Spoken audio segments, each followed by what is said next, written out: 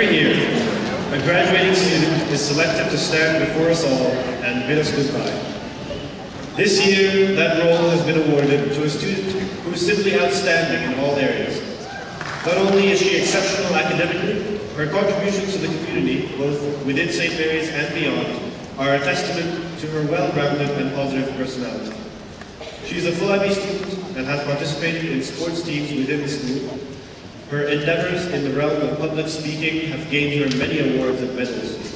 She's won the annual Rotary four-way speech competition twice during her time at St. Mary's, and this year she made it to nationals in the interpretive reading finals. On top of all that, she is co-editor of the Torch and volunteers around the community. Involved heavily with drama, she has been actress, writer, and stage manager in numerous theater productions at school, as well as having been a member of the improv team. Her plans for next year include traveling to Finland for a year on a Rotary exchange. What she lacks in height, she makes up in, well, everything else. Ladies and gentlemen, please welcome the Valedictorian for the class of 2000.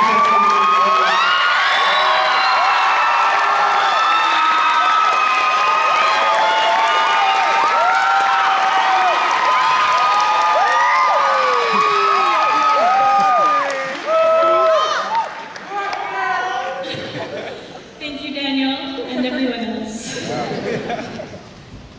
Good afternoon, honored guests, parents, staff, and the graduating class of St. Mary's 2013. I'm trying to keep this short because I know that you've been here a while and you're probably ready to leave. I understand. It's easy to get restless and start dreaming about what you're going to do after. It's hours of listening to people talk and hearing names that you can recognize but ultimately won't remember. And in case it's not clear, I'm not just talking about the ceremony. I'm talking about our entire school experience. It's been a long 13 years, hasn't it? It's been everything we have ever known. And class of 2013, we're done. It's exciting, I know. After sweat and tears and hard work and growing pains, we have finally reached a point where we can look back and see how far we've come and how much we have to show for it. It is a time to be proud of yourself, yes, but it's also a time to remember all the help you've had getting here. So, on that note, I think some thank yous are in order. First, thank you to all the teachers, administration, and other school staff who hauled yourself to school every day in an effort to educate us. I am sure that at times it felt absolutely hopeless. Like you were pouring information into a bucket with a hole in the bottom. But thanks for sticking with us. We're graduating, so obviously something worked. And as William Butler Yeats once said, education is not the filling of a pail, but the lighting of a fire. So thank you for lighting our fires.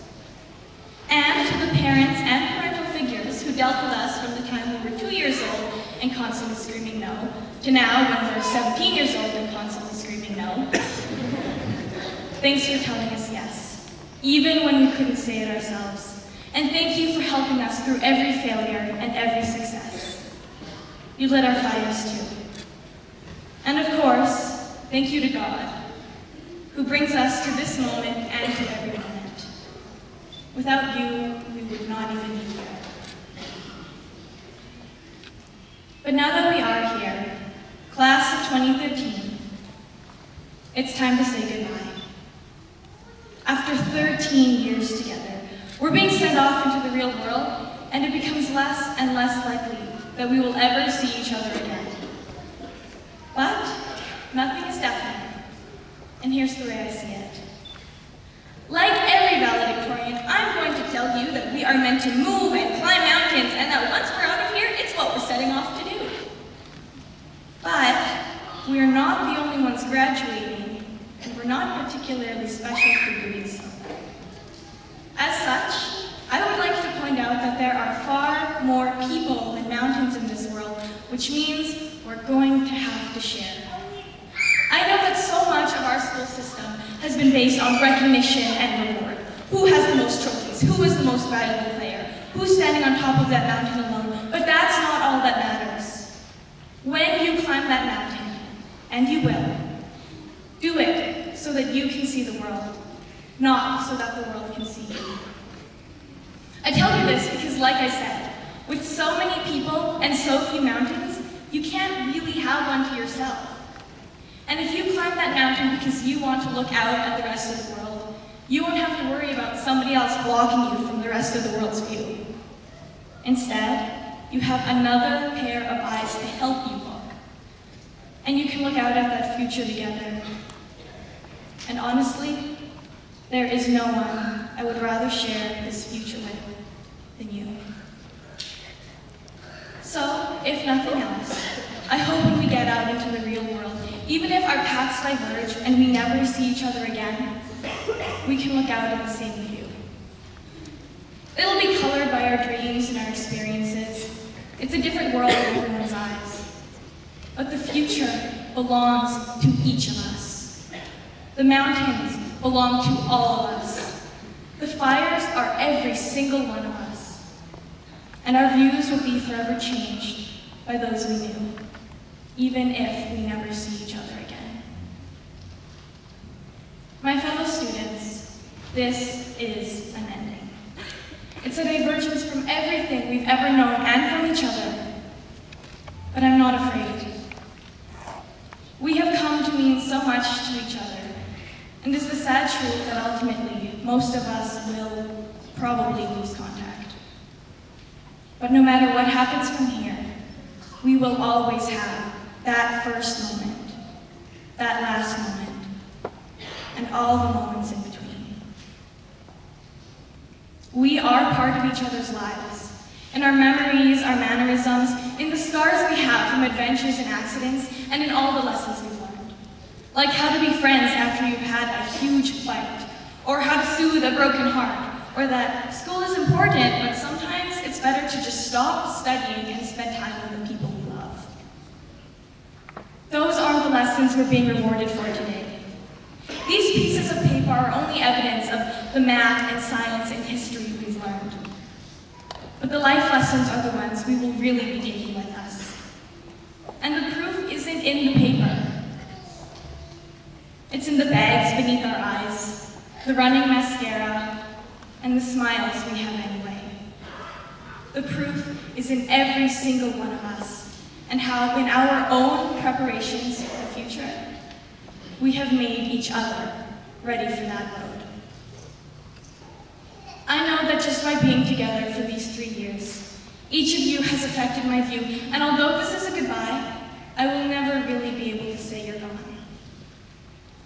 Your influence is endless. Your lessons are timeless. And besides, we're all about to climb those mountains, right?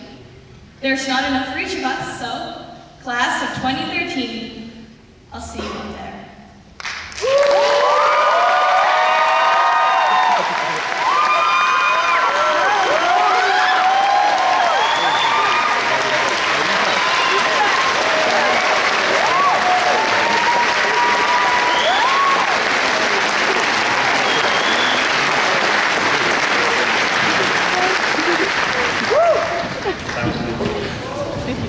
Thank you, Heidi, for that inspirational speech and for expressing what I'm sure we've all been thinking.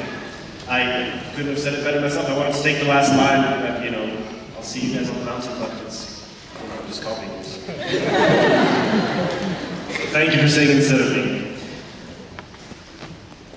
On behalf of the student body and St. Mary's community, it would be my pleasure to award you with this commemorative plaque, once I pull it up, as a token of our gratitude.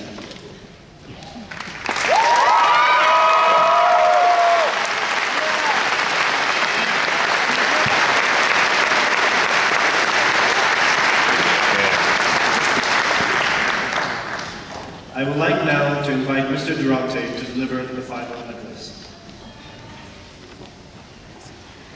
Thanks, Daniel. Skip Daniel, big round of applause.